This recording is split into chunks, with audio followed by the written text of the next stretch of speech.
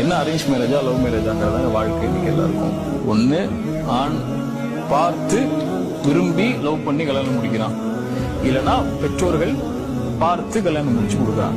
பெண்ணை திருமணம் செய்ய முடிவு பண்றியா, அந்த பொண்ணை போய் பாரு. அழகுபடுத்தப்படாத நிலைமையில மார்க்கம் ஒரு பெண்ணை பார்க்கறதுக்கு அனுமதி அளிக்குது. ஹிஜாபுடைய ஆடையில அவங்களுடைய முகம் அவங்களுடைய கரம் தெரிகிற அளவுக்கு. ரெண்டாவது, அந்த பெண்ணிடத்துல பேசணும். போன்ல தனிமையில உட்காந்து பேசுற சொல்ல நான் அந்த சேட்டிங்லாம் அங்க அனுமதிக்கப்பட்டது கிடையாது, அல்லது டேட்டிங்லாம் அனுமதிக்கப்பட்டது கிடையாது. ஒரு பெண்ணும் ஒரு ஆண் இடத்துல உட்கார்ந்து பேசணும்.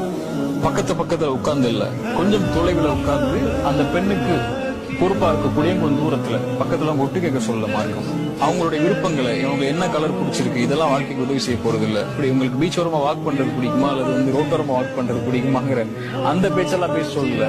தன் வாழ்க்கைக்கு இந்த உறவு நம்ம ரெண்டு பேரும் சேர்ந்து இந்த வாழ்க்கைய கடைசி வரைக்கும் ஹலாலான முறையில் நகர்த்த முடியுமா, எனக்கும் விருப்பம் உங்களுக்கும் விருப்பம் இருக்கா, இதுல பெற்றோர் நிர்பந்தம் இல்லாத நிலைமை இருக்கா, இது எப்படி நம்ம அடுத்தடுத்து கொண்டு போறதுக்கு நம்மளுடைய இந்த கேள்வி பதில் எப்படி அமையுங்கிற அடிப்படையில எத்தனை முறை வேணாலும் மார்க்கம் அளவீடு சொல்லல.